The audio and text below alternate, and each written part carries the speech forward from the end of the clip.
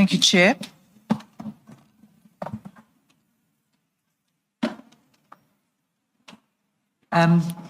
General Khumalo, we were talking about the report, a preliminary report. So you met with the National Commissioner on the 14th of January, and he requested that you prepare a preliminary report. And you said you began to work on that, and it was a two-part report. Have I summarized that correctly? That's correct, Commissioners. So there's something else at paragraph 139 before we move off this discussion with the National Commissioner. You say that you were both concerned that this decision seemed to come out of the blue. And then you say, I'm aware that the National Commissioner made numerous efforts to brief the Minister on the PKTT, but that the Minister never followed through on setting up these briefing sessions. Do you see that? It's paragraph? Paragraph 139, it's the last sentence. Yes, yes. Okay. So how do you know this, that the Commissioner made numerous efforts? The meeting of the 14th, it was around mainly our realization that the decision was not based on any briefing that had been provided by us. So we realized the need of maybe providing that belated briefing so as we can get to the understanding of the reasons, because the main issue was about the reasons that are not clearly put on the letter of the 31st.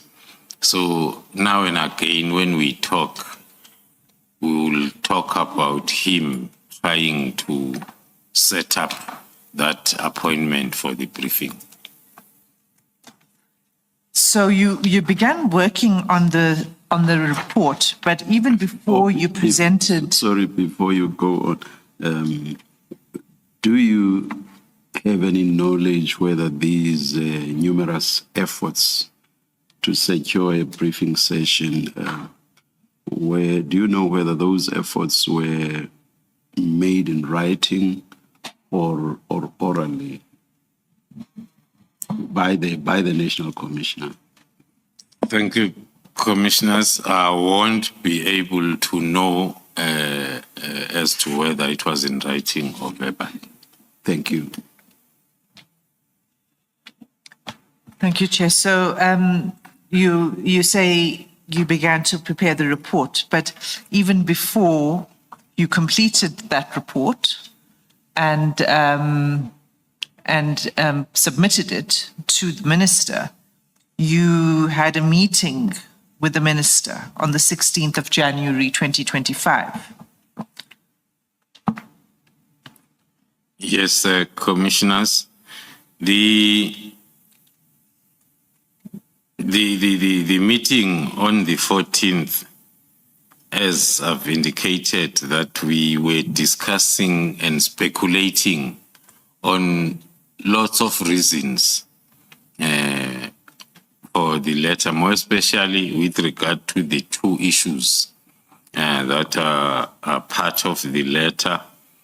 Hence, then we decided that the National Commissioner initiate another meeting where we can be able to brief the Minister on the issues that were all over the social media regarding the division crime intelligence, and also to brief the Minister on the GCI ops that had already at the advanced stage and it was at the takedown stage, so as then he can get the background as to how it came about. So those were all the discussions that we were having. Hence, then the request for the briefing on the 16th of January. So the request for the meeting with the minister was made by the National Commissioner. That is correct. And who else was present at this meeting? In this meeting, because it was going to include the discussion on the GCI ops, the request was specific that it will be the three of us, the minister, the national commissioner, and myself only.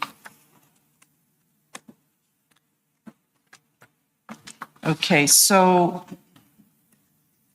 at this meeting, you made a presentation, and that presentation has been made available to the commission. At least a part of it has been made available to the commission, and that's at CJC 21. It's the exhibits file 1.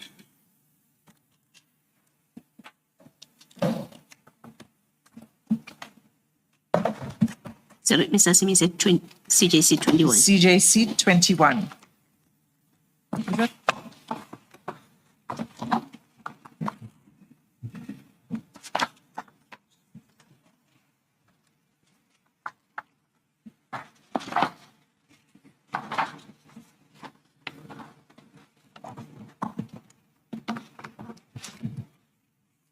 Let me know once you've found it. Have you Yes. found it? Yes. Okay.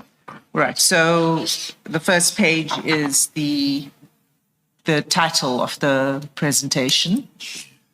And the next few pages, can you tell us what these concern before we look at each page? The next pages are containing mainly the motive behind the activities of the Big Five cartel, respective roles, as well as their identification. And then also the second slide talks to the identification of the senior officers within SAPS that had been identified to be working with the cartel. So it's the GCI ops briefing. GCI ops briefing. So the first slide, can we turn to the first slide and just after the title slide? Yes. This is the briefing on the Vereeniging case. Yes. Okay. So I see that on the right-hand side of this slide, there are a number of names that run down of police officers. That's So can you correct. just explain that to the commission? Yes, we were painting the picture of the support structure of the cartel, concentrating mainly within SAPS, those officers that had been identified to be working with the cartel. So would you like to name them?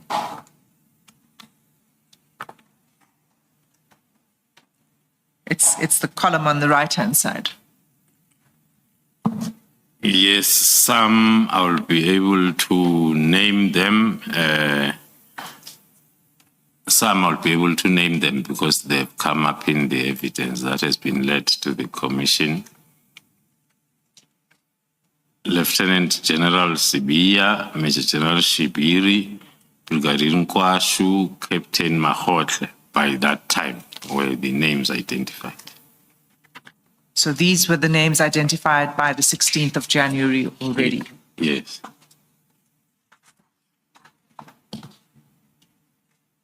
The fourth name that you are not naming, what is the reason for that? As it appears here. The reason is because there are still investigations that are at a critical stage.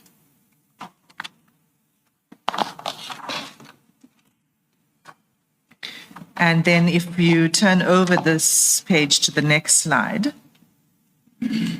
what is this, what's the purpose of this presentation?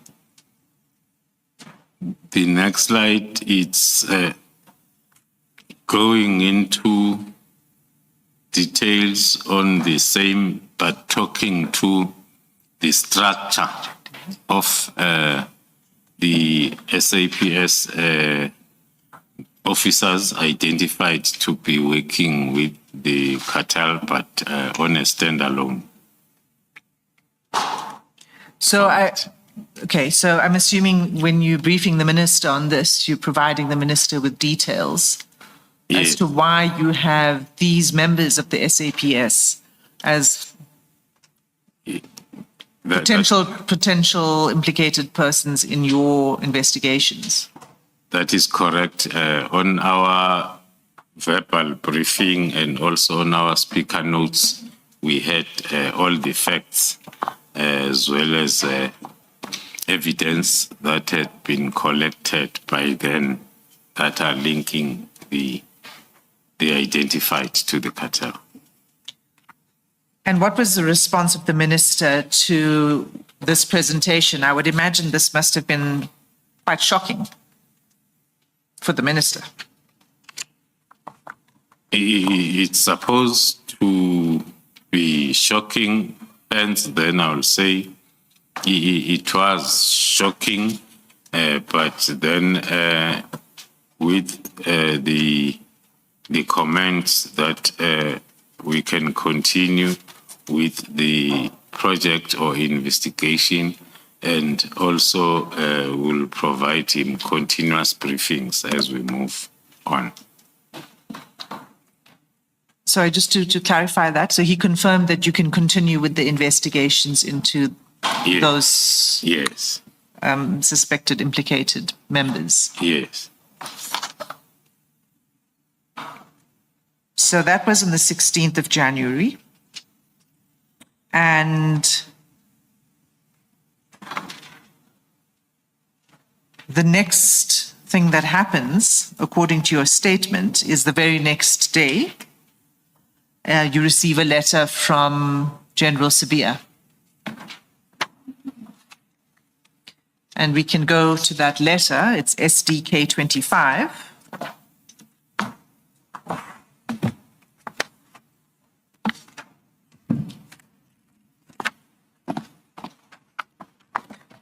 Now, this letter is dated 17 January. Had you had any communication with General Sibiya between the first email you received on the 7th of January from his office for the close-up report? So between the 7th of January and this letter, did you have any communication with General Sibiya?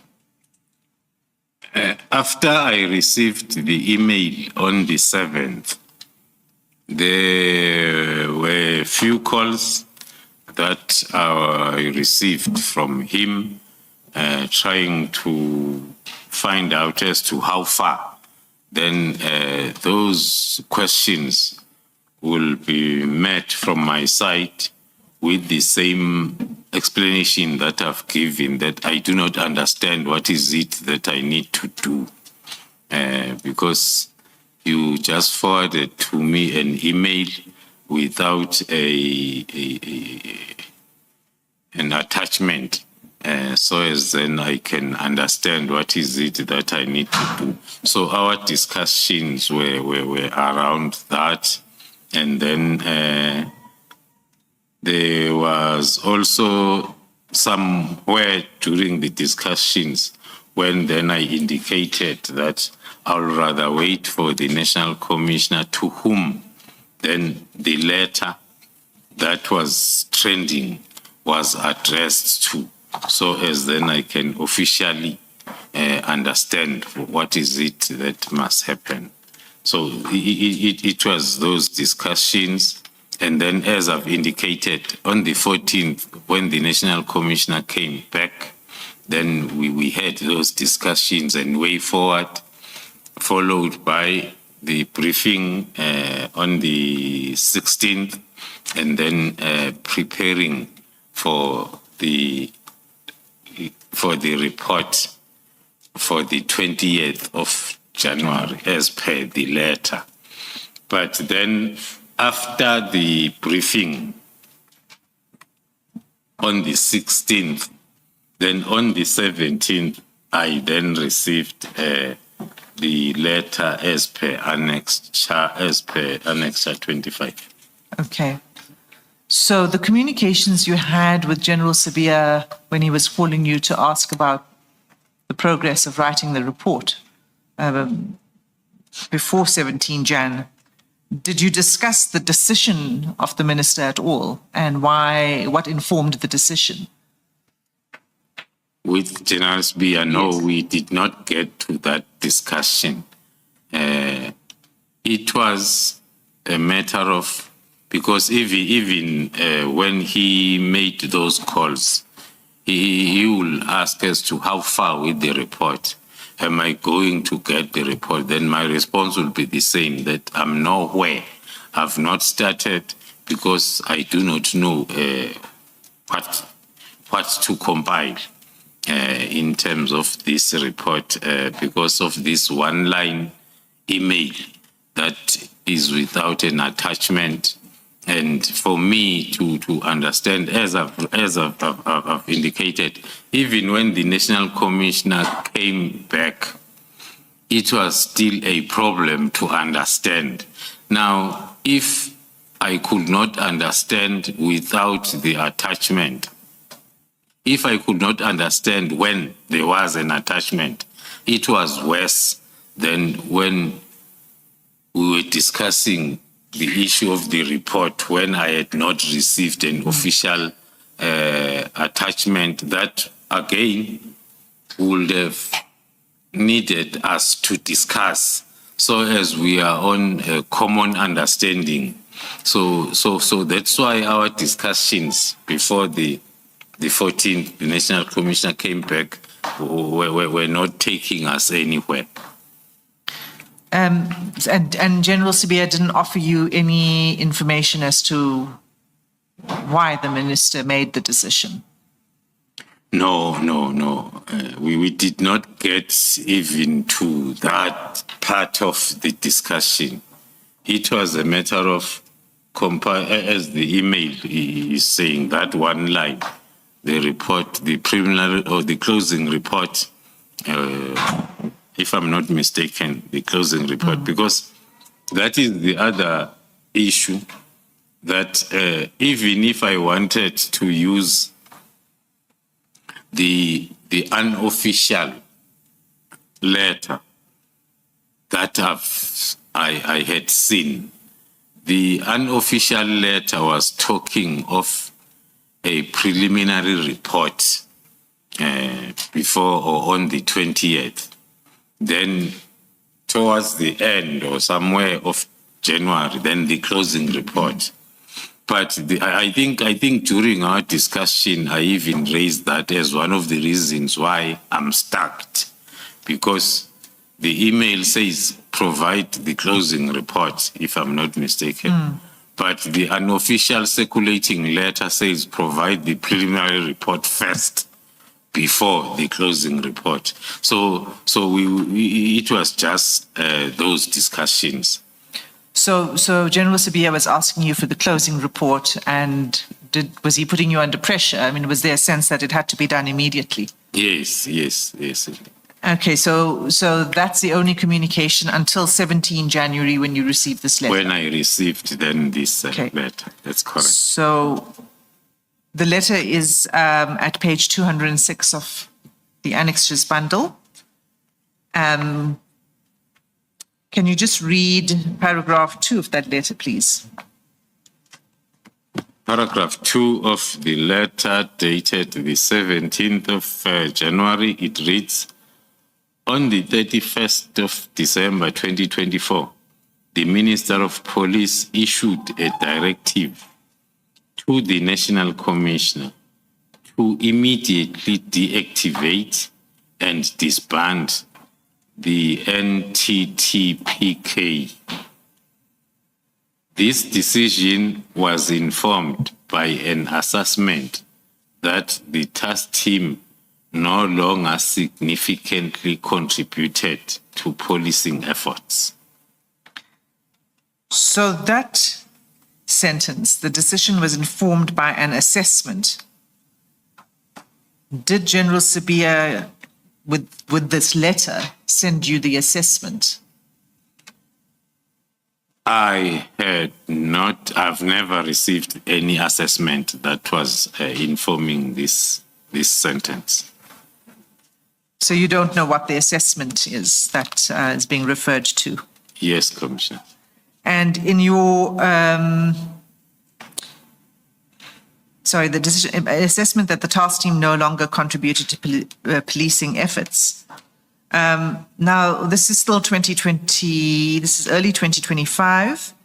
Can I please just cross-refer you to page 107? So we'll come back to this annexure, so that stick with this page. But cross-refer to page 107 of the same bundle.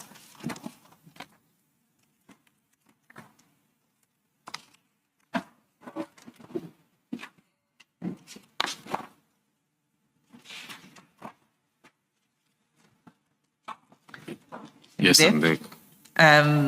Can you just describe for the Commission what this document is? The annexure is about the information note that was compiled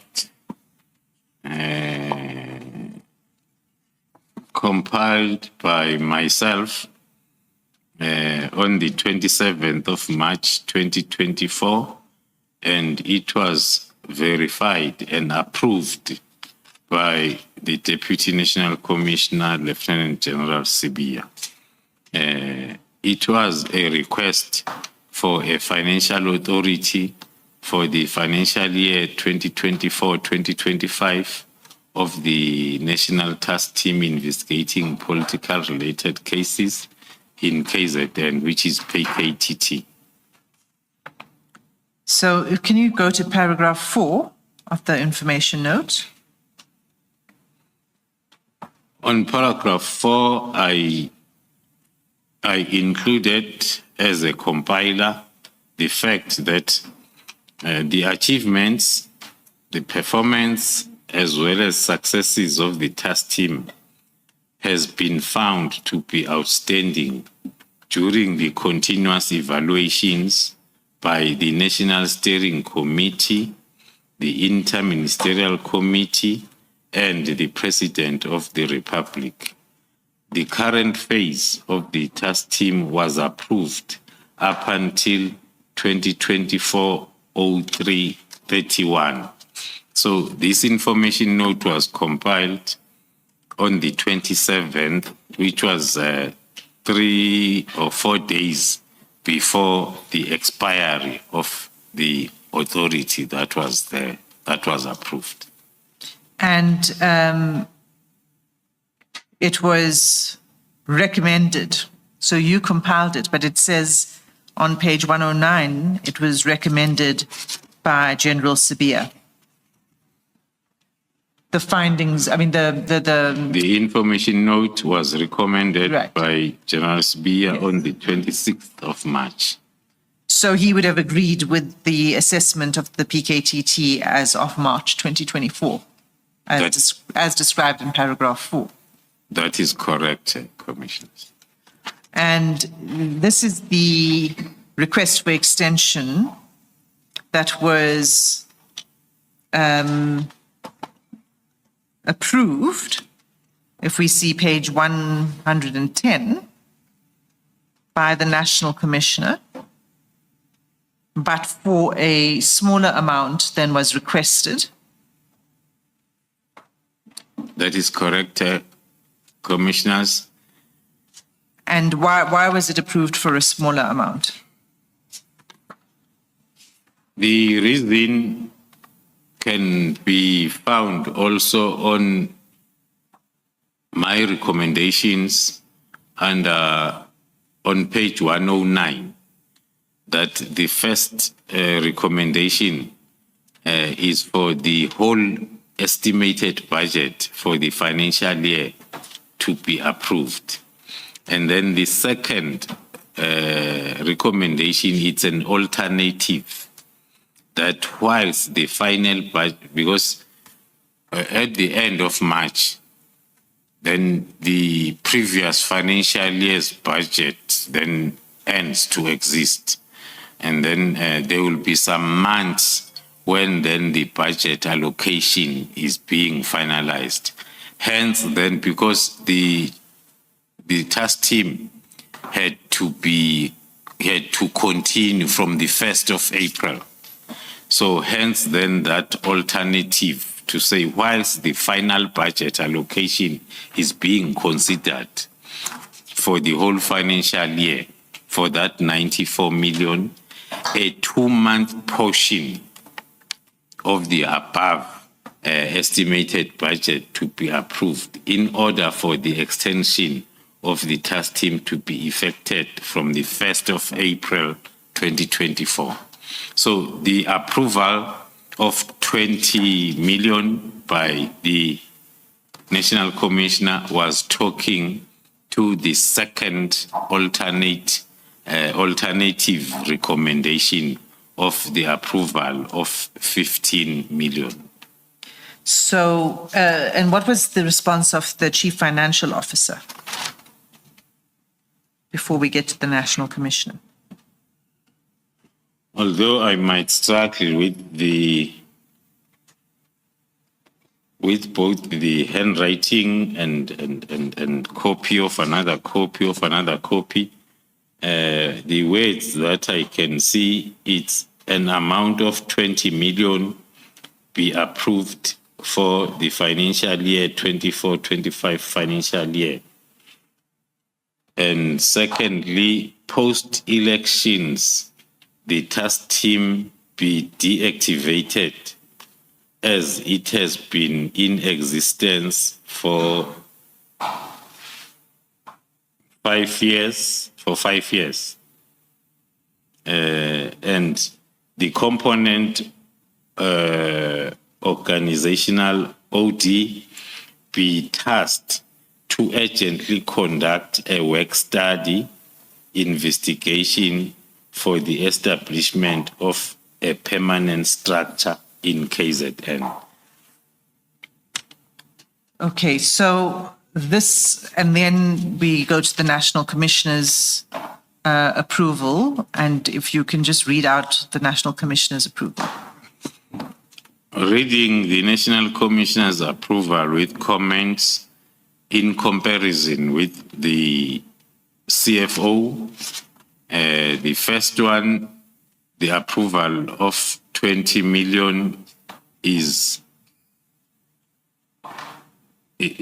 given in line with the recommendation of the CFO, who had also recommended the amount of 20 million. And then the National Commissioner continues and say, this is provisional, whilst the finalization of allocation is processed, which talks to my alternative recommendation, not the comments by the CFO. And then it continues, and the National Commissioner says, the task team will continue beyond elections which now talks to the recommendation by the CFO that says post-elections, the task team to be deactivated.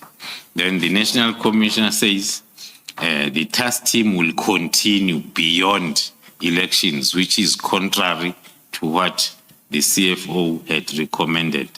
The reason given by the National Commissioner is so long there is work to be done, the team cannot be localized to KZN, which is a direct disapproval of the recommendations by the CFO, the last part of the recommendations by the CFO. The part where it says there should be a permanent structure in KZN, there should be consideration of a permanent structure. That is correct, Commissioners.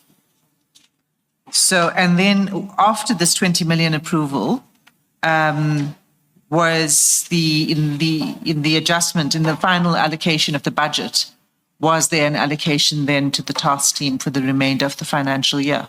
Indeed, that is correct. So we have this information note, and we've established that General Sabia recommended it in line with the way in which you had prepared the report. And so between that's March and December, did anything happen to change the picture of the work of the PKTT between March, when this was approved?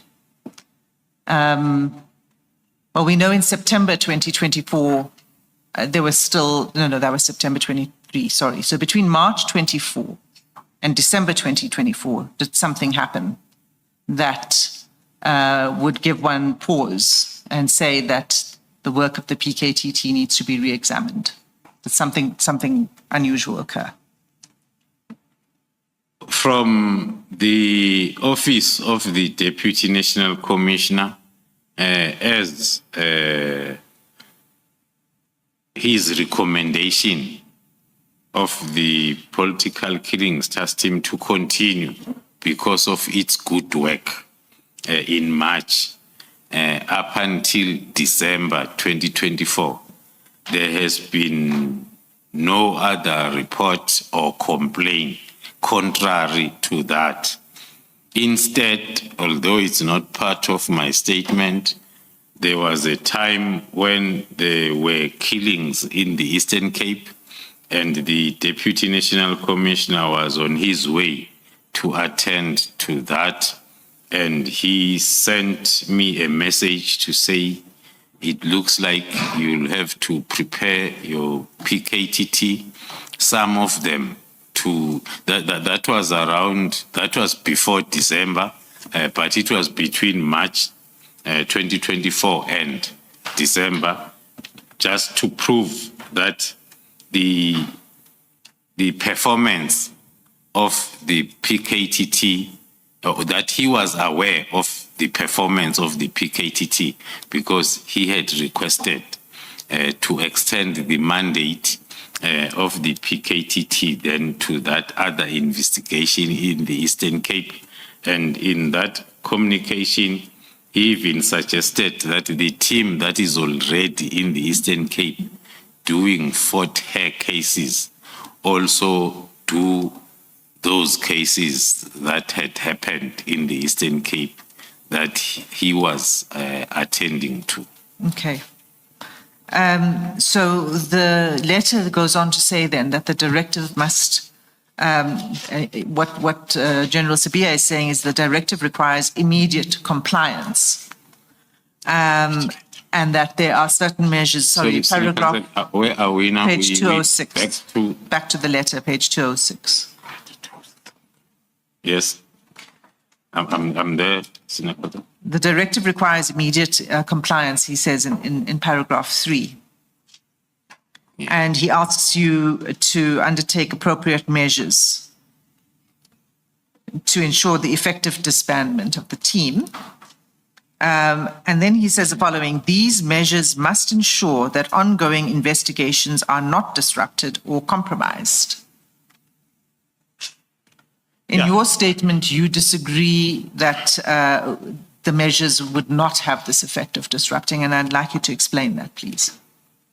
That is correct, commissioners. Maybe before I even get there, the cross-referencing that we were doing now, it talks to the financial approval up until the end of March 2025, which was recommended by the Deputy National Commissioner. Now, if in December, you don't even maybe raise that issue to say, but the minister's directive of immediate disbandment is also affecting the financial authority that is still on.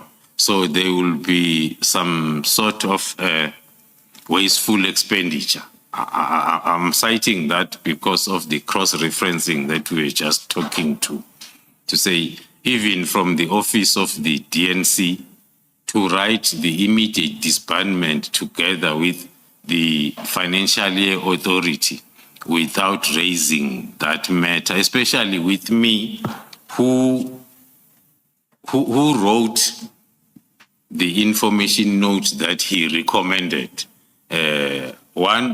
I would have expected that maybe writing to me, my supervisor must tell me as to what is it that I must do now with the funds that are committed already until end of March.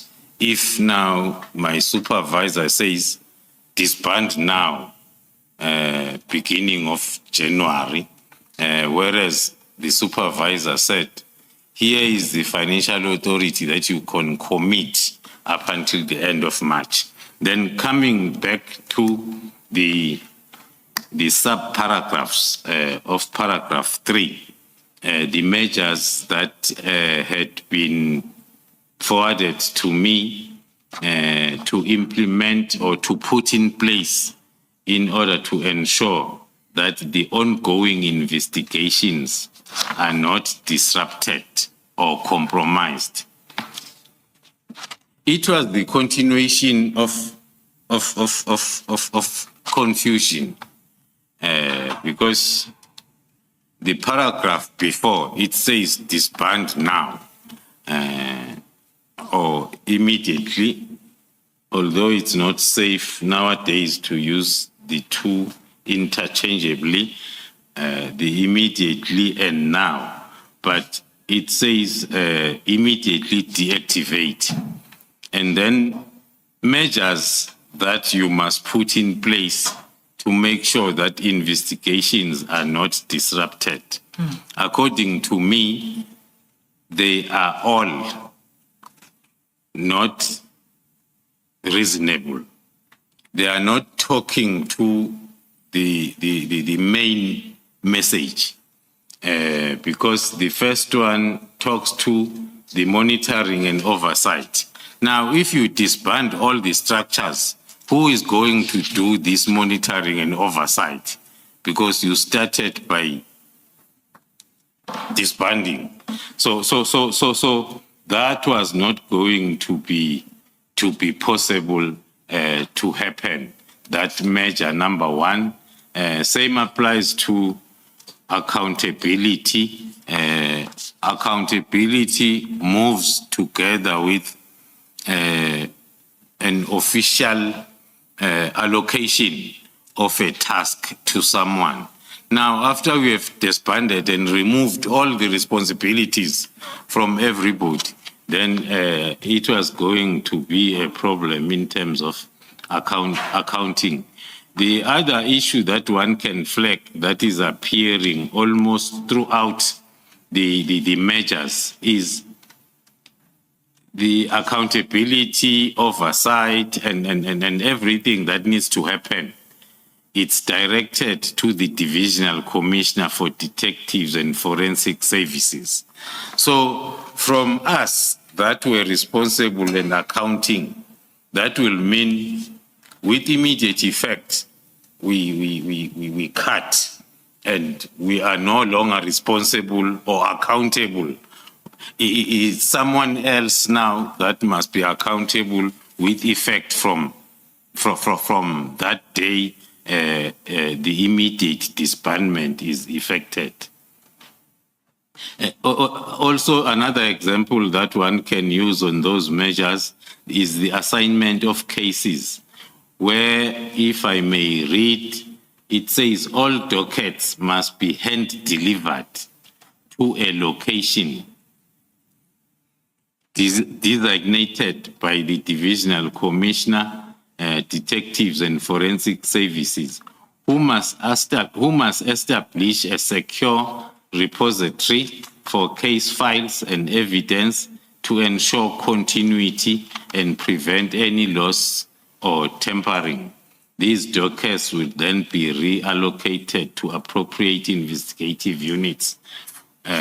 So reading that together with measures to be put in place to make sure that ongoing investigations are not disrupted, it's another example that I can quote to say it's contrary to, because if we take all the dockets to the office of the Divisional Commissioner Crime Detection, who must then look for people somewhere that are going to start or continue with this investigation, that on its own amounts to the disruption that on paragraph 3 you are trying to avoid. Put measures in place to avoid disruption, but the measures in place that we are putting, they are promoting disruption. So that is another example that I can cite as to why then this directive was also very impossible to implement from the side of the responsible and accountable project manager. I could not, because by that time I was still a responsible and accountable project manager. Now, to comply with something that is going not to be in line with my responsibilities and accountability was not going to be the right thing to do. And it was also talking... Before we proceed to go further, what specifically stated is that the dockets will be reallocated to appropriate investigative units with the capacity to continue the investigations. Did you know which investigative units this would be? Did you know what he was referring to here? No, all what I knew was what was written in the letter. There was no additional information or an attachment that tells me that which unit is going to continue. It was just this letter. Hence, then my interpretation was, if then investigating officer A was busy investigating this docket, then he or she is told to put it down and then take it to the office of the divisional commissioner. And this divisional commissioner look for a suitable unit and an investigating officer who's going to continue with the investigation. According to me, that is contrary to the bolded part of paragraph 3 of the same letter, that these measures must be put in place to ensure the ongoing investigation is not disrupted, because that alone is disruptive.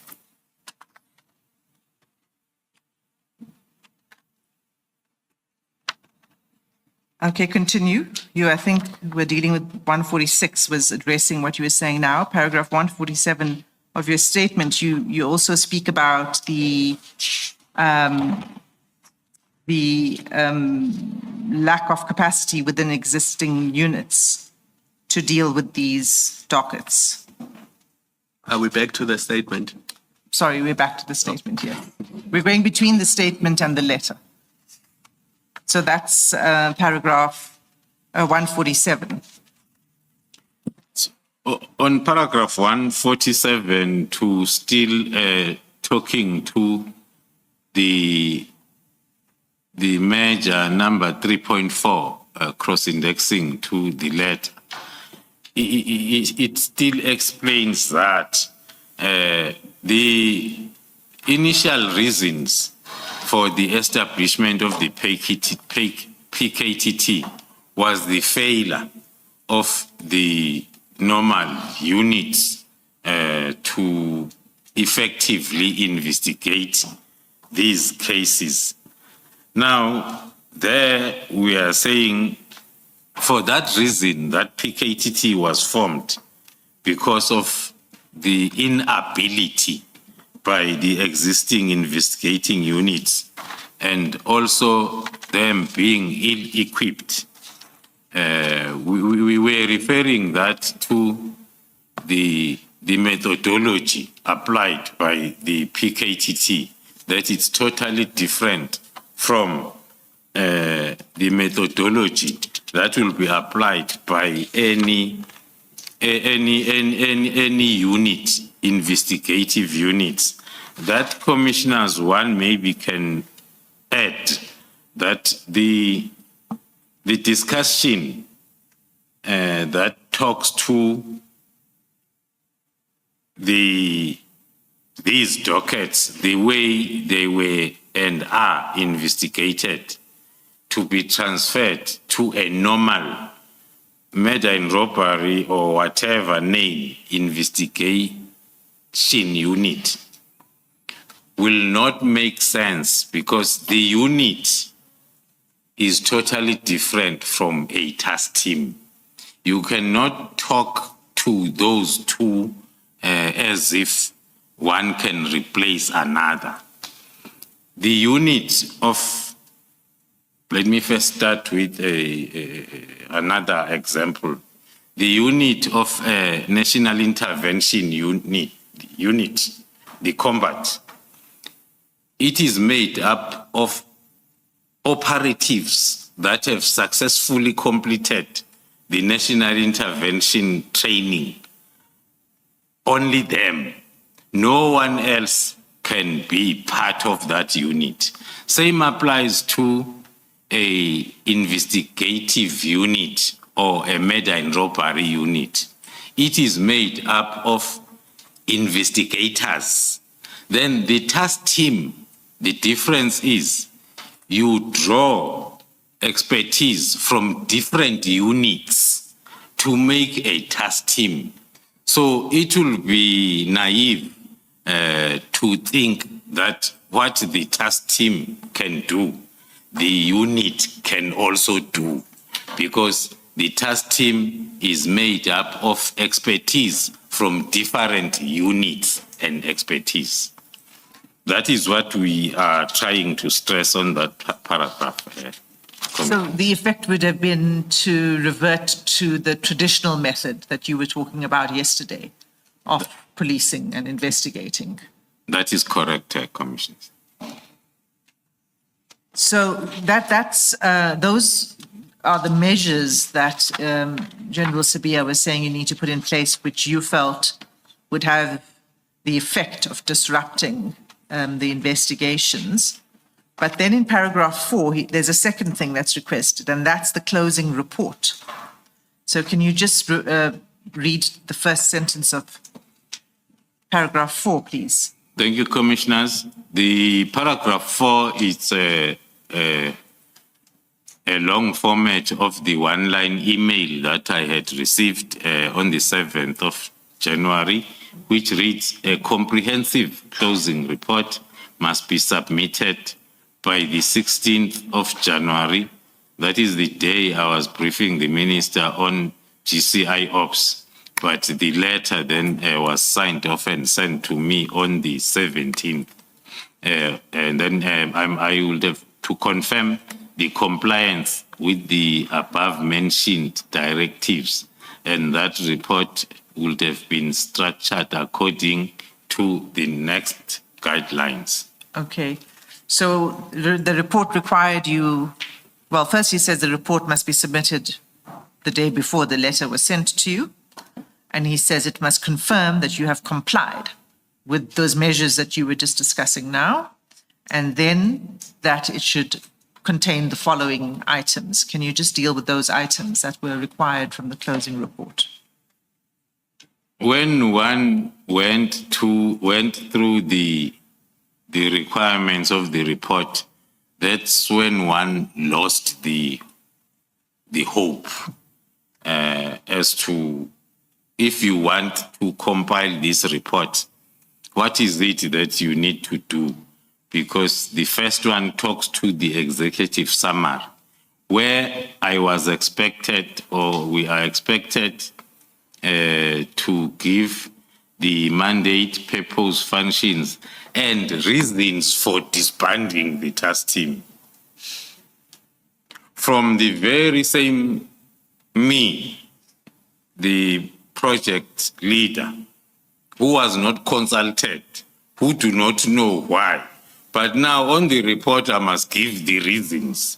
Hence, Commissioner, as I say, then it's one of the directives that when you go through and you want to comply, you end up being more confused than before you received it. Because some of the parts, one would have been able to give the mandate, to give the purpose and the functions. But now the last one that says the reasons for disbanding, now how do you marry these conflicting requirements as reflected? And I suppose the same would apply to the next bullet, which is summary of the key considerations that resulted in the decision to disband the task team. You were not favored with the key considerations. One might then use the same approach, commissioners, that the senior council is using, that you were not given. But as I've indicated, it starts with you were not even consulted. And in the letter of the 31st, there are no details. And in the email of the 7th, it's worse. Not even the attachment is there. But now on a long directive of the 17th, a lot is required that one cannot get anywhere. Including then the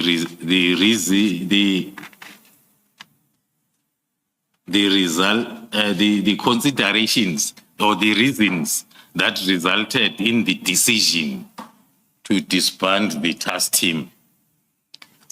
One then was forced to ask himself this question, but who decided to disband the task team? Now, why are you looking for reasons from a person who did not decide? Because this letter maybe was having a wrong address. It was supposed to go somewhere else, then mistakenly it was addressed to myself. So it's one of the issues that will make it very difficult to attend to the issues raised in this directive. So you've given that response in paragraphs 148.1 and 148.2 of your statement. So, but then you give a second criticism in 148.3 of your statement. Can you deal with that?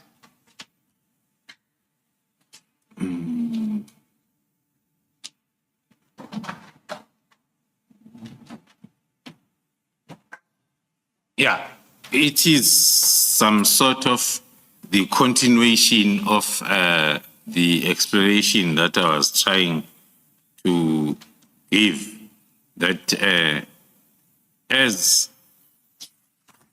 I was instructed to include the analysis of the PKTT's effectiveness and the impact on crime reduction, with specific reference to the PKTT's mandate. That was supposed to be required before the decision.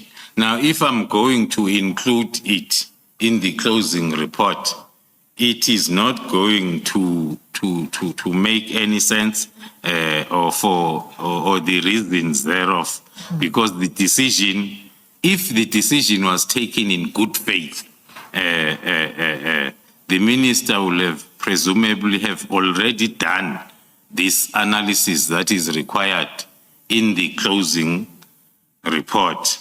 That was supposed to be done prior to the decision. That is my view on that point, commissioners. And then, thank you.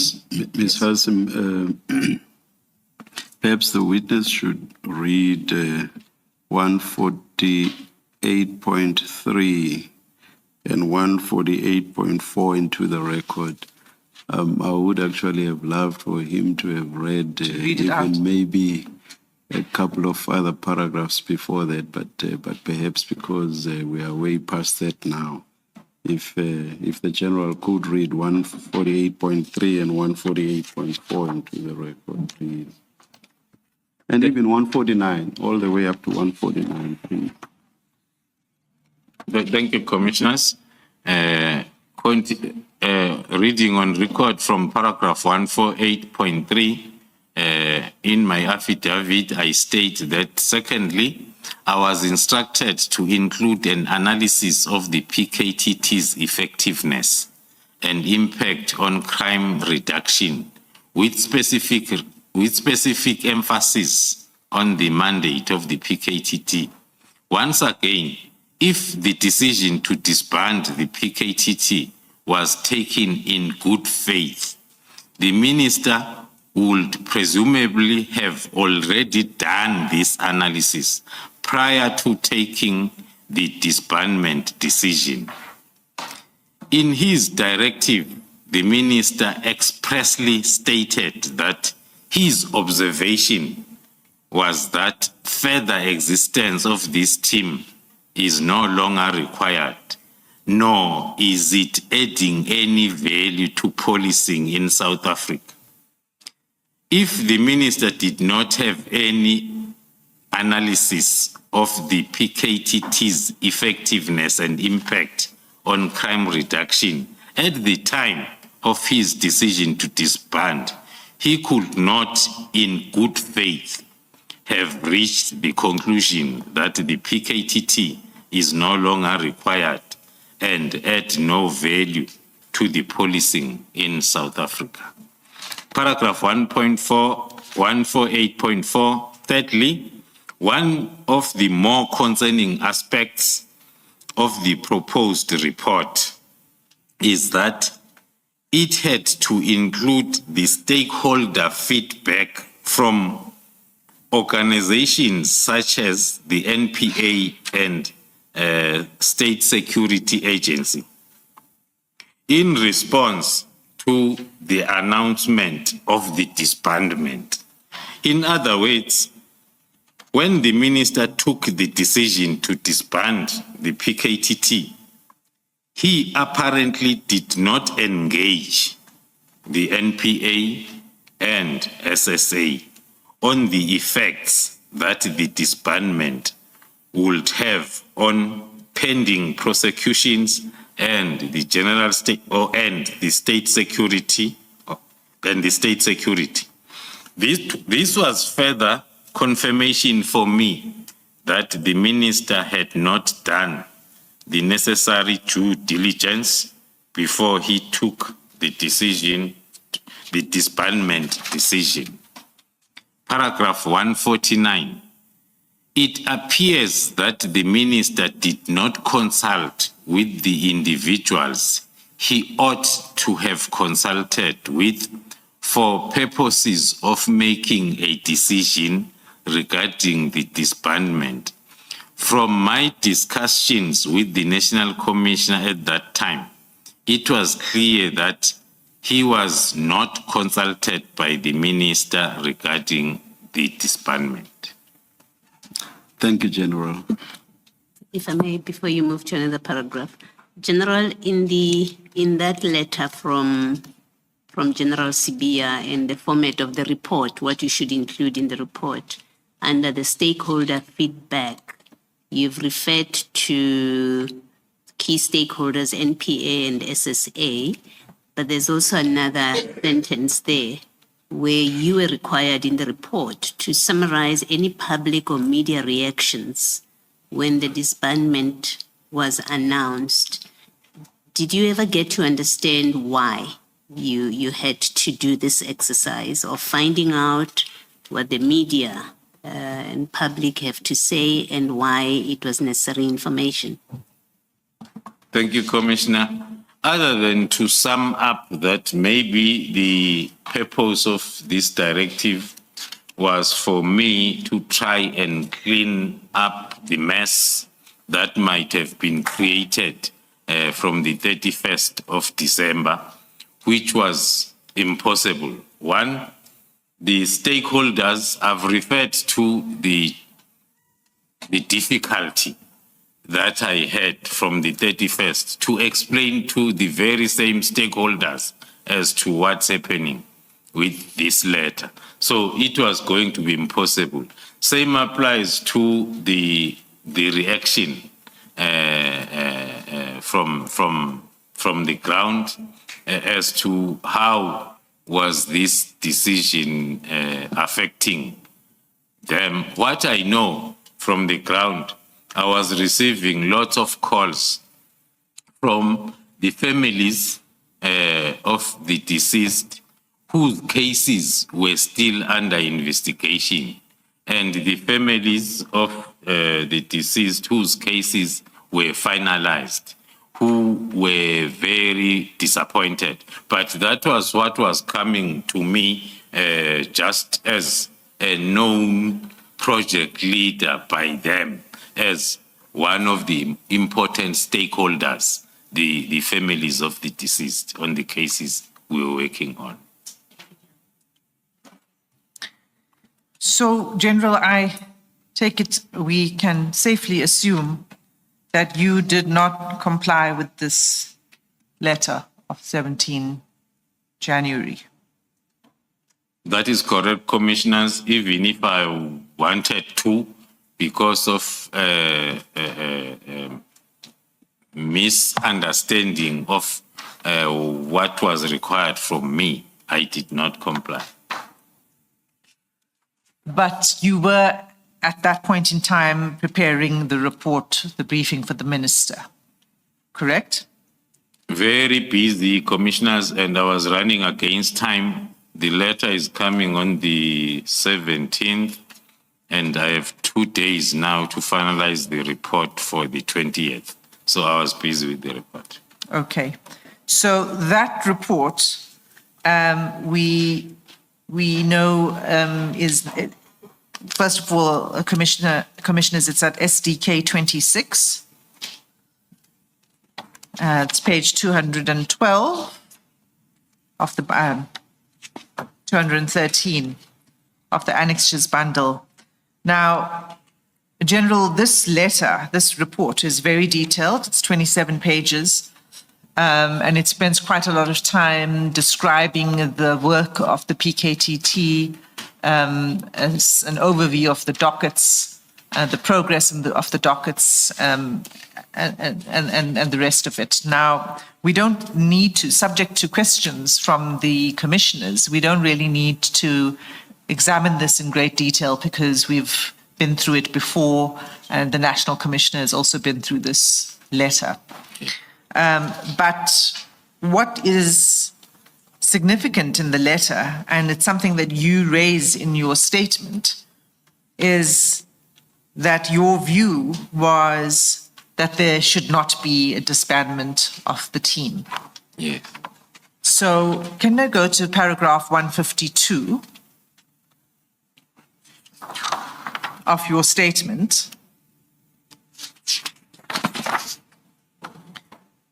So after you this different aspects of the work of the, pardon me. Very sorry to interrupt you mid-sentence, Ms. Hassim.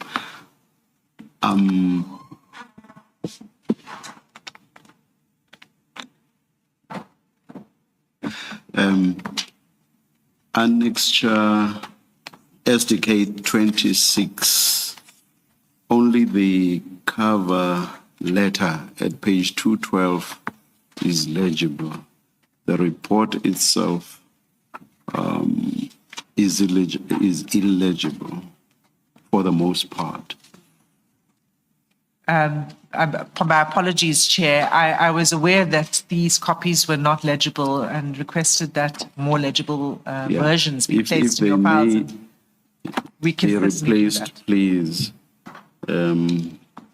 In this other bundle, this is the one with the CJCs, starting CJC 8, does it? I think so. To all the way to CJC 21. It does have a legible report, but may those be sorted out for us, please? I think what happened, We Chair, when can't, whilst going through the Sure. SDKs, then have to go to the CJCs. Thank you. Absolutely. Thank you very much. I think there was confusion in carrying out that. We'll make sure that it's replaced with a legible copy.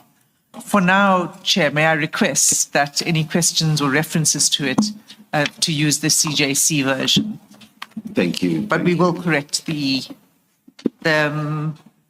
what page is it on?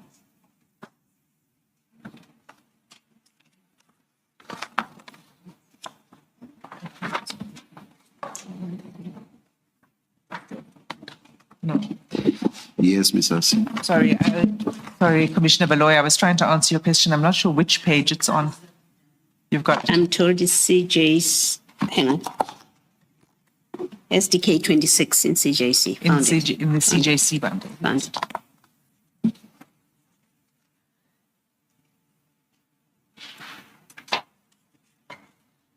So, sorry, General, is your copy legible of SDK 26? Yes, yes, it is.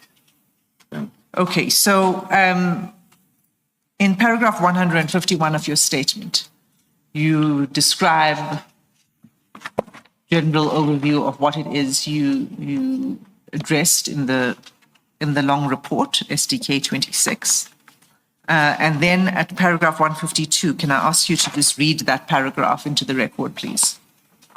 Reading paragraph 152 to the record, insofar as the report had to include a write-up of the justification for the disbandment of the PKTT, it goes without saying that I could not justify the disbandment. Neither could the National Commissioner. The position has always been that the PKTT had to remain. Therefore, in the report to the Minister, the National Commissioner and I simply stated that the directive of the Minister to disband has been noted and that the initial objective and the directive by the President has been achieved with noticeable decrease of political related killings in KwaZulu-Natal as a result of PKTT's intervention and execution of its mandate. In other words, we did not agree with the disbandment, but this was a directive for the Minister and he had directed that this aspect be dealt with in the report. Okay, so let's just look at that with reference to the report. In your bundle, General, it's at page 237. Commissioners, in your bundles, it would be page 25 of 27. In the pagination was probably the same because it was meant to be substituted. So page 237. And it's the bottom of that page, the conclusion. So, General, there in the conclusion, That confirms what you've just said in your statement. Is that correct? That's correct, Commissioner. So maybe you could read the first paragraph of the conclusion. First paragraph of the conclusion on the report of the 22nd, paragraph 3.11. In conclusion, the task team has undeniably achieved and far exceeded the purpose for which it was established. No other task team in South Africa has achieved these successes, nor has been able to investigate and ensure successful prosecution of the perpetrators of politically related matters. And then you continue in the second paragraph, and that's where you say the directive by the minister has been noted. And I just want to understand correctly what happens then in the rest of this report, which is now almost near its end. Yes. I just want to understand what you were saying. You were saying that you continued to make the proposal that now follows, because that was the request of the minister to include that in the report. To include, let me continue. The paragraph starts with the directive by the minister to disband the national task team has been noted. And the initial objectives and the directives by the president has been achieved noticeably, as we say in the conclusion, also in my statement. Then the next paragraph says, the South African Police Service remains responsible for the finalization of those dockets in the possession of the task team, as well as finalization of dockets which are currently before court. The following steps are being taken to wind down the task team without compromising pending investigations or court purposes or court processes.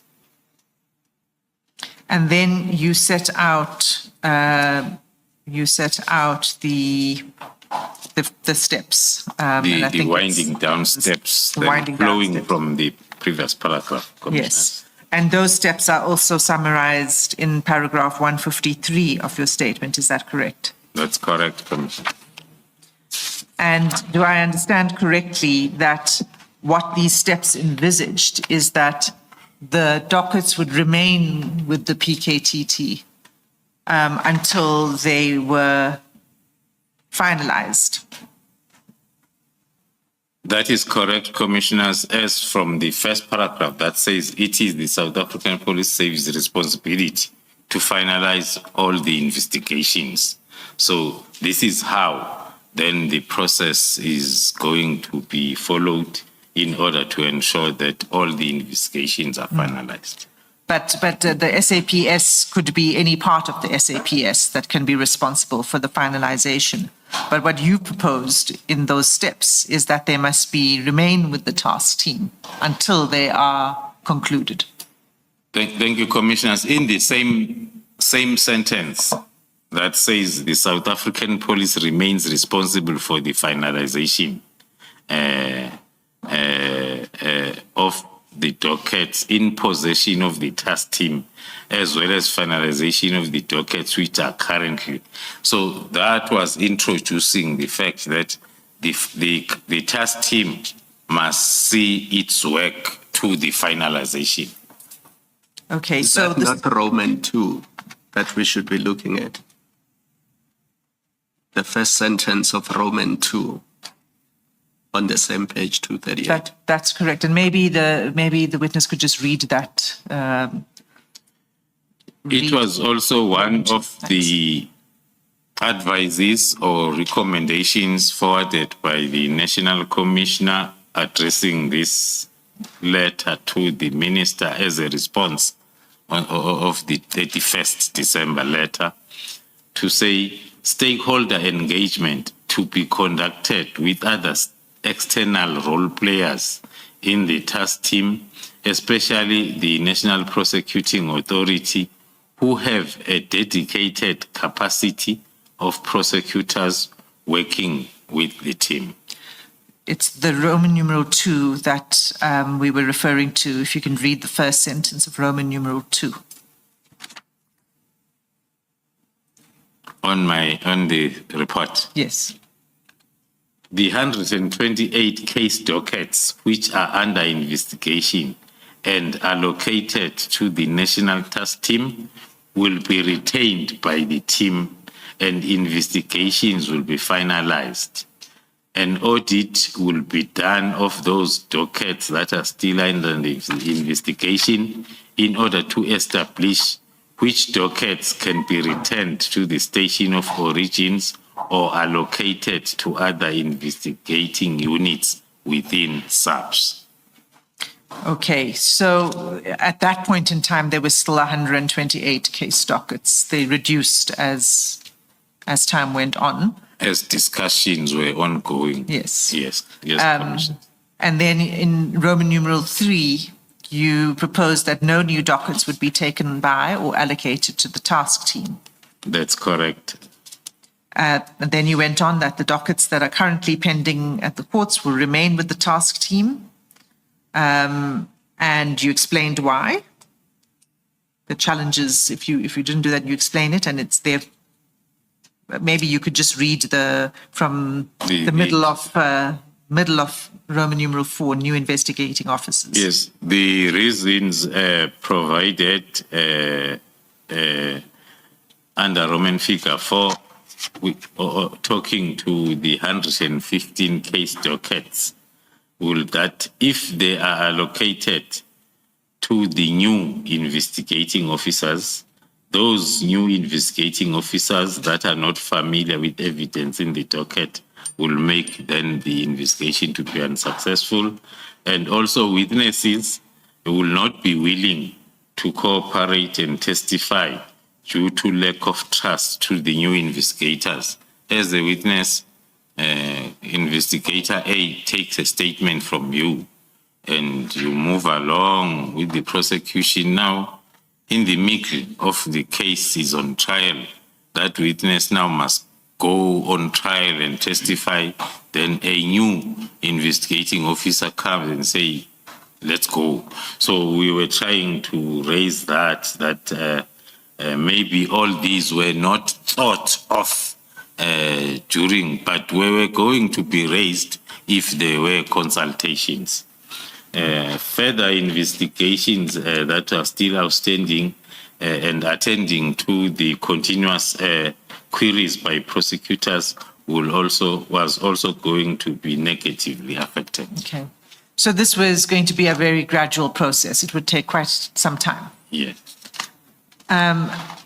If you turn over the page to 239, at Roman numeral 7, you speak about the multidisciplinary approach. 6. Is it? My copy is also not that legible, Chair. Thank you for the correction. It's 6.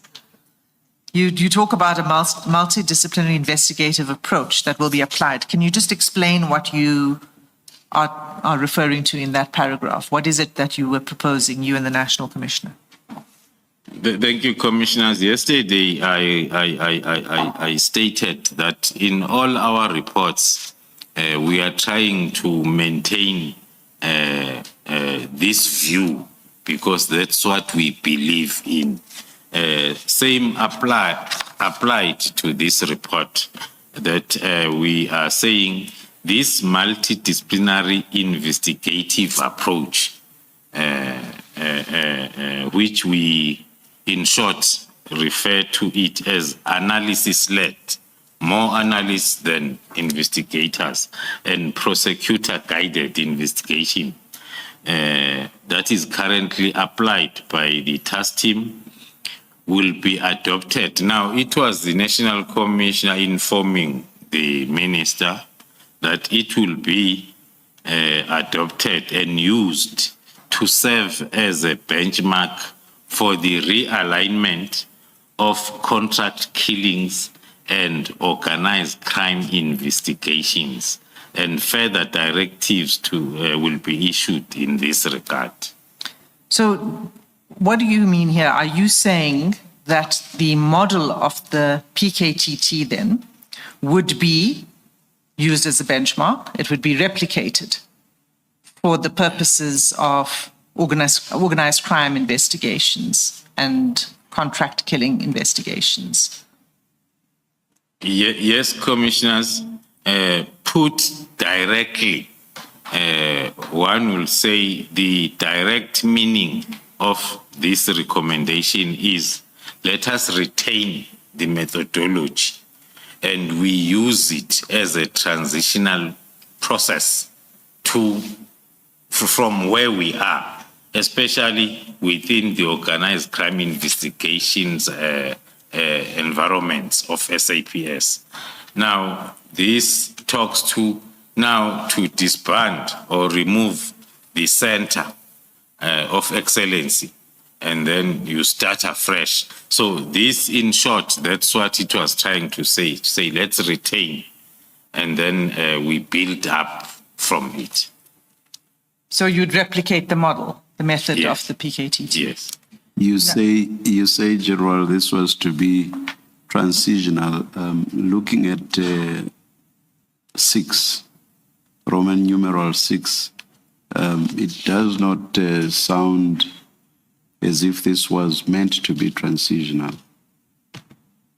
I read it to have been intended to be permanent, once implemented, to be permanent. Am I incorrect? Am I misreading it? The interpretation, thank you, Commissioners Chair, the interpretation might be right from the chairperson's point of view, but if read as a whole, that paragraph, it starts by explaining the multidisciplinary investigative approach. What is it?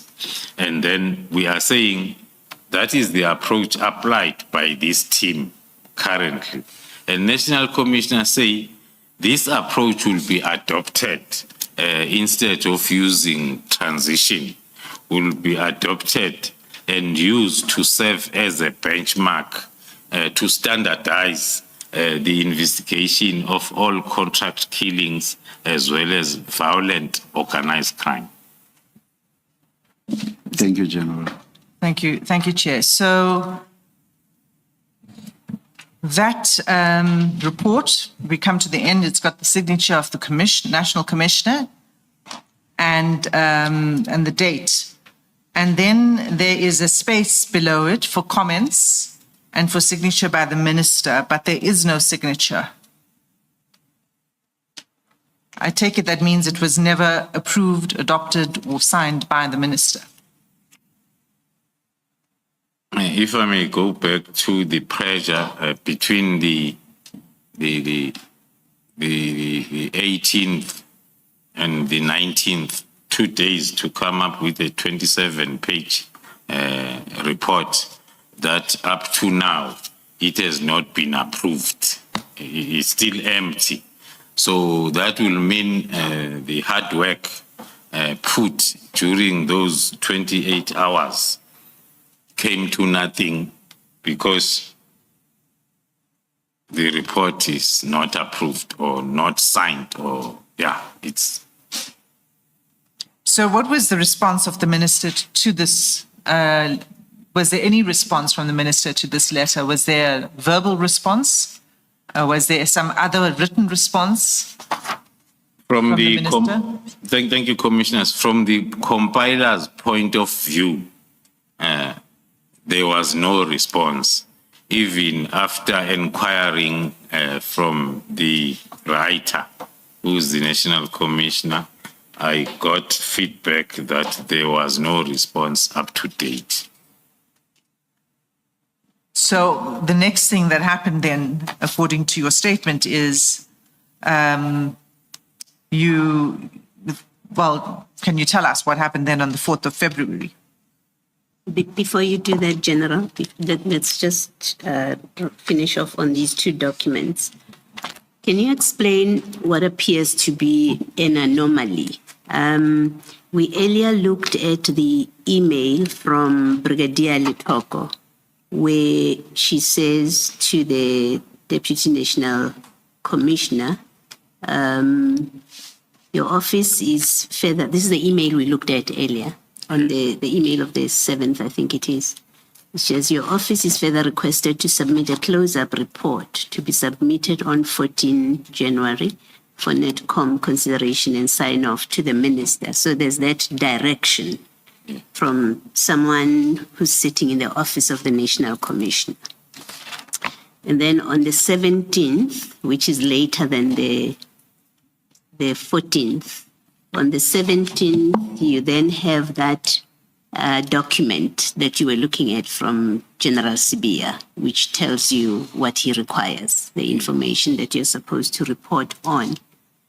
And then that's on the 17th of January. And then on the 22nd of January, you and the National Commissioner are submitting or completing this report that you were discussing now, which is completely different in content from what the Deputy National Commissioner Sibia required of you in his letter of the 17th.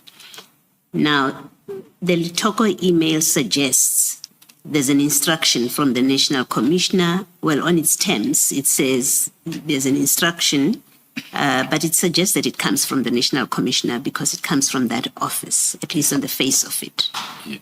And then General Sibia appears to act in accordance, I say appears, on the face of it, by writing to you on the 17th with all of those directions and instructions.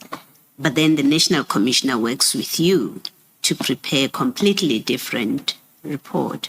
How does one explain this anomaly? Or how do you explain it? Or what is your understanding of what happened that see us having this letter from General Sibia, and then you have a completely different report from the National Commissioner, as if they were not talking to each other? Thank you, Commissioners. Attempting to explain this anomaly, one will summarize maybe the chain of events as I had given in details, that the email that I received on the 7th, that is talking to the due date of the 13th, I did not do anything because I could not understand. So that is the first part of anomaly from my side, that I receive an email with one line and there is no attachment. I have lots of questions that I'm asking myself. And when I ask those questions from the Deputy National Commissioner, I don't get clear answers as to what must happen. That's anomaly number one. Hence, then I took a decision after making a call to the National Commissioner who's on leave. I took a decision to wait until the 14th when he came back. Indeed, he came back. We had the discussion that I've explained in details, which came up with two resolutions to prepare for the briefing of the minister on the 16th on the issues that I've highlighted on. Then the other anomaly now comes with this directive or letter dated the 17th to me, because the last due date that I was given and it was not met was the 13th on the email. Then it died natural death. That is anomaly, that 13th. Then on the 17th, when I receive this, it gives the previous day as a due date, other than the fact that as we were going through, other than the fact that it was not easy to understand and not easy to, and also the other factor that one has to put that led to this anomaly. On the 14th, during the meeting, I had to share with the National Commissioner my confusion since the 31st of December up to the 7th of January, the one-line email. Then that's when then he said, okay, now me and you are going to work on this. So the first thing, let us prepare the briefing of the minister on the 16th on these separate issues. And then let us also prepare the report for the 20th as a due date. I'm asking a more direct question. Maybe it wasn't clear, General, and I apologize for that. What I would like to understand is, does it mean, because you worked with the National Commissioner to produce this report of the 22nd of January, does it mean that the National Commissioner had not authorized General Sibiya to send you that directive? That's what I'm trying to understand. And because you had been discussing and talking to the National Commissioner, you would know what the position was. Thank you, Commissioner, for simplifying the question. It's much easier. The response will be exactly that. From the meeting of the 14th, the agreement was we are working with the National Commission, myself and the National Commissioner on this process. Now, when the letter of the 17th come, confusing and contradicting itself as it is, but I did not consider complying with it because I had this other plan and the arrangement and the instructions from a more senior officer. In short, is it correct? Would it be correct to characterize it this way? General Sibiya went and did his own thing when he sent you this directive. He didn't have the approval of the National Commission. That's correct. Would that be accurate? That's correct. Thank you.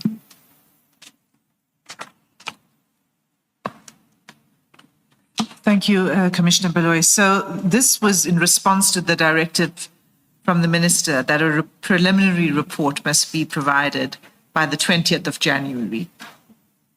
And the directive of the minister goes on to say the final and closing report must be submitted to the Ministry-Management Executive Committee meeting late January 2025, the date of which will be communicated as soon as possible. And I have two questions. One is, did that meeting take place? And was that final report or any final report prepared?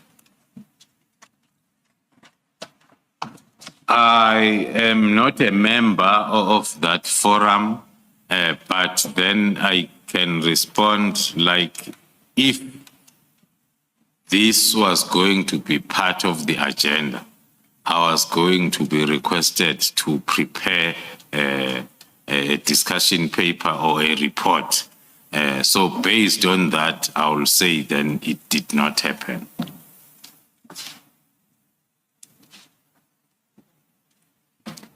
Okay, so that was 22nd. The next thing, General, we were then going to 155 of your statement because the next thing that happens is on the 4th of February. And that was when General Sintumule engaged you. Can you just quickly give us a description of what happened on that date? Then I did not hear anything about this whole process then after the submission of the report to the National Commissioner on the 20th of January. Up until the 4th of February 2025, when then I became aware of a letter now, an instruction from Lieutenant General Sibia to Lieutenant General Sintumule regarding the handing over of the dockets. And that's SDK 27 at page 241 of the bundle. And that letter requires that all the cases or projects relevant to the political killings task team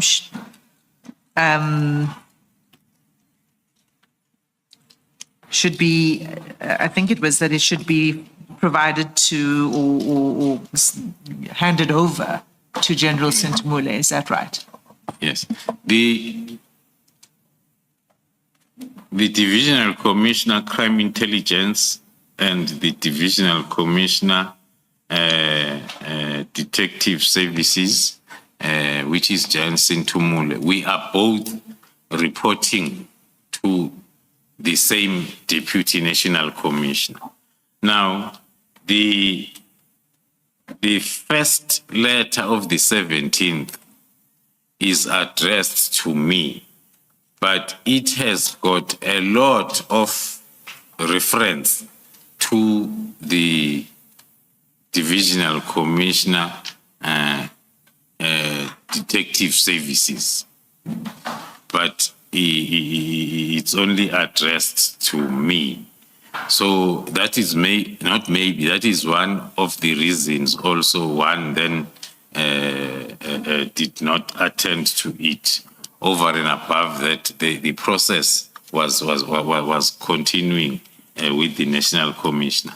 Now, on the 4th, this one now is addressed to the Divisional Commissioner Detective and Forensic Services alone, only, from the same supervisor, giving... So you were not copied? I became aware of it, but it was not addressed to my office, to me. The directives were for the addressee. But now, because the addressee, to comply with the instruction, had to liaise with me, that's why then I had to be aware of the correspondence. Okay, so it's quite clear in paragraph 5 of this letter that it says, in compliance with the Minister's directive, you are directed to engage with the Divisional Commissioner of Crime Intelligence with a view to the proper handing over and to follow all processes necessary to conduct a handing over process. So this is from General Sibia to General Sintumule. Yes. So 17th of January is addressed to you. You hear nothing back.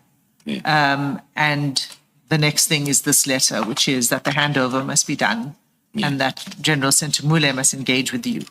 And then did she?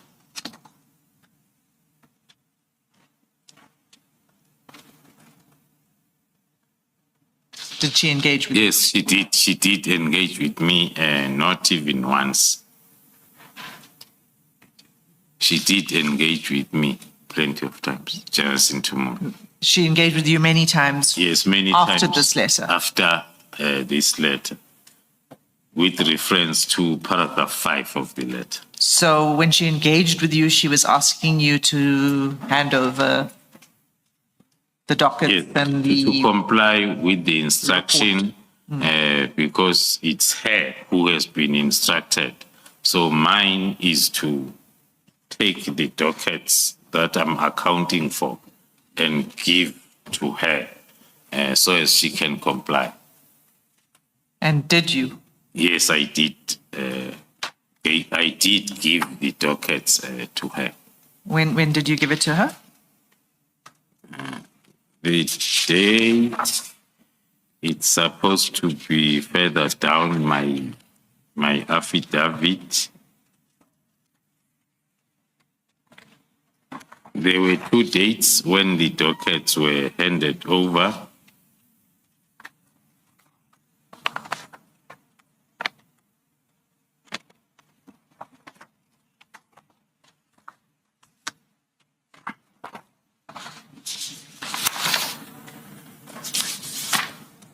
Was it after the meeting with the minister on the 27th of March or before? Around that time. I think the 28th, the first batch of dockets were handed over, and then Okay. the following month, the 3 remaining dockets, then I handed over to her. And what's the explanation for the delay between 4 February to 28 March? There were lots of activities that were happening. Between the 4th of February 2025 and the 5th of March 2025, which talks to the whole month. So it was during that period when the Divisional Commissioner Detectives and Forensic Services then was engaging me on the need of me handing over these dockets to her so as she can comply with the directives.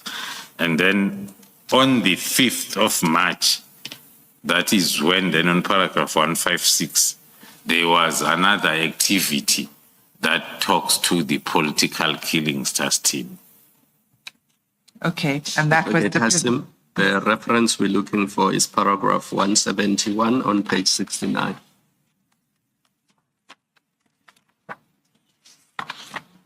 Yes, the 28th of March was when it was handed, when dockets were handed over. That's correct. Thank you, Commissioner Khumalo. And that was after the meeting with the minister on the 27th.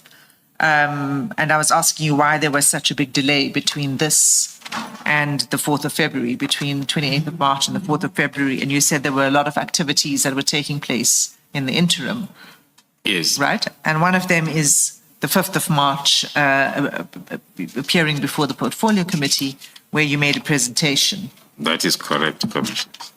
And that presentation is attached as SDK 29 in the bundle. And, this presentation was prepared for the Portfolio Committee. Did you make the presentation to the Portfolio Committee? Yes, Commissioner, I was in attendance of the Portfolio Committee and I did present the same presentation. And what was maybe let's just go to that paragraph. It's paragraph 156. And can you just read paragraph 156?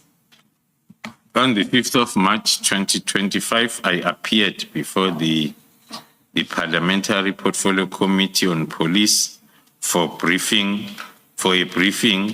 on challenges relating to an instability of the Crime Intelligence Division, including the background on the investigation against Major General Khan, then 2, background and status of political killings task team. And then 3, details about KwaZulu-Natal Provincial Commissioner's interview during 2025 Police Day. Okay, that was in line with the invitation from the Portfolio Committee. 2 of the issues that were on the agenda were going to be presented by myself, and 1 was going to be presented by Provincial Commissioner Kaiser. So you were requested by the committee to address these 3 topics? These topics. Well, okay, you and the Provincial Commissioner. Yeah. Okay. So one of the topics, as we know, is on the PKTT.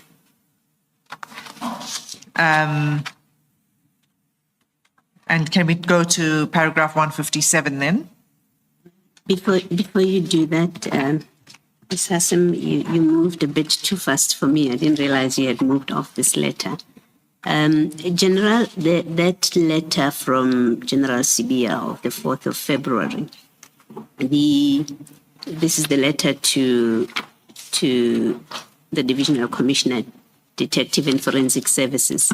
Now, the last paragraph, 7, at page 242, it says you are required to ensure, this is to General Sintumule, you say, you are required to ensure that this is done within 7 days after listing what it is that is required of him. It says you are to do this within 7 days, in also considering the content of the attached correspondence sent to the Divisional Commissioner, which you will also ensure that the closing report is submitted as per the directive of the National Commissioner.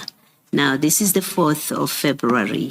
Had the National Commissioner issued a directive to General Sibia or to you or to anyone to submit a closing report? No, thank you, Commissioner. No, this was the continuation of the anomaly that started from the 13th, 14th, 17th. So this was still the continuation where two conflicting processes were continuing. Yes. And would General Sibia have been aware that you and the National Commissioner prepared and submitted that report of the 22nd of January to the Minister? Do you expect him, or do you know whether he was aware of it? No, I won't know, Commissioner, other than to rely on the feedback that I got from the National Commissioner when I was asking for the way forward. Yes. That said, no, don't mind. I've told General Sibia to leave this thing to the two of us. Okay. So based on that, I'll take it that he was aware that the National Commissioner is dealing with this issue. All right. And lastly, from your discussions with the National Commissioner, or in your discussions with the National Commissioner, did you inform him about this approach from General Sintumule to you? The National Commissioner, did you, now that... With specific reference, Commissioner, to the letter dated the 17th. The letter of the 17th, but also that General Sintumule has now spoken to you because of this latest letter from General Sibia. Well, yes, Commissioner, I was continuously updating the National Commissioner every time I receive a letter that is contrary to what we are doing. Then I'll report and share the letter with him. Okay. And do you know if he ever spoke to General Sibia about this parallel process? I won't know, Commissioner, if he did speak. Thank you. Thank you, Commissioner. Thank you. Okay, so we are in March at the Portfolio Committee, and you'd been requested by the Portfolio Committee to address those 3 topics. One of the topics relates to the PKTT, and you made a presentation on the PKTT to the Portfolio Committee. Now, your presentation is here as SDK 29, and it's quite long, and we don't really need to go into the weeds on it. But as I understand it, it's in 2 parts. The first is on crime intelligence and the work of crime intelligence. And the second part deals with the PKTT, is that right? That's correct, Commissioner. And if I can just turn then to page 273 of that presentation.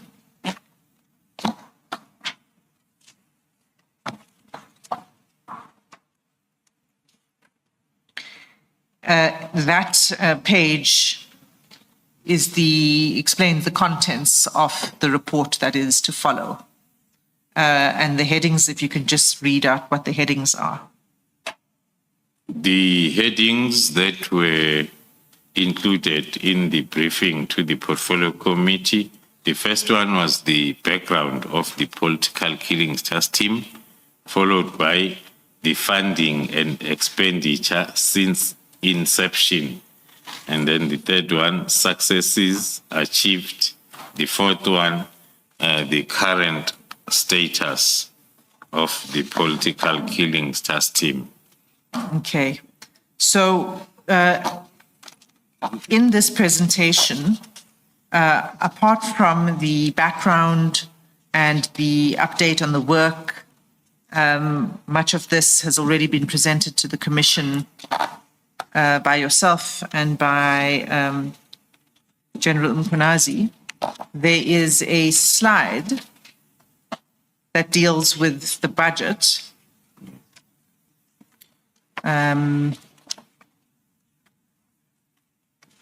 Just going to find it.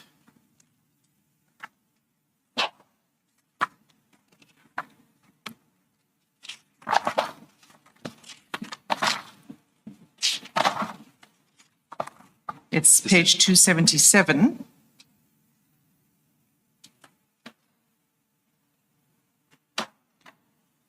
And this slide talks, it sets out the, correct me if I'm wrong, but the expenditure of the PKTT from 2018, which would be July 2018, until February 2025. Is that correct? That's correct, Commissioner. And all of these, can you explain to the Commission where this information comes from and whether it was in line with the budget that had been approved for the PKTT? And can you confirm that there had been, that was my sub-question, that there had been budgets approved for the PKTT in each of these years? Thank you, Commissioners. As I indicated earlier on, that towards the end of each and every financial year, each department that is involved in this project will then start looking at their financial authorities. So the South African Police Service will do the same. Hence, then there will be an application for both the approval for the extension as well as the budget thereof. So it will be in one approval. Hence, then all those applications, there is a signature of the CFO, the Chief Financial Officer, who must indicate the availability of the funds before the National Commissioner approves both the extension and the usage of those funds that are available. So the report on this specific day was prepared by the Chief Financial Officer's office and also presented by the CFO in the portfolio committee as she was in attendance. So it was the figures that are from the system that is managed by the CFO. Hence, then on the far right, we will see the figures of expenses. Then from the financial authority or the application, there will be an application for an estimated budget. But in this report, then what is reflected on the far right are the actual expenses for that particular period. Thank you. Now, this goes up, General, up until February 2025. And I think from there onwards, what we have is in the exhibits bundle. And if we could look at the bundle, the file 1 of the exhibits.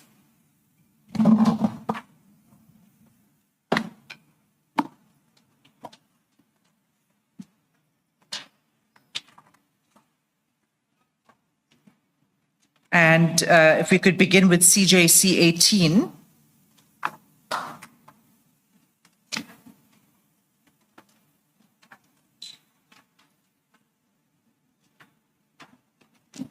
You got it?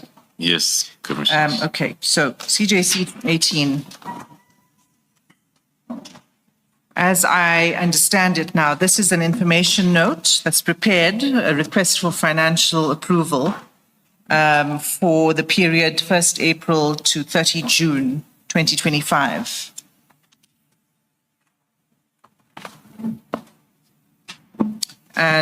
So Ms. Hassim, if we are going to be much longer, may we take an adjournment and resume at 4:15, please? thank you, Chair. Let's adjourn.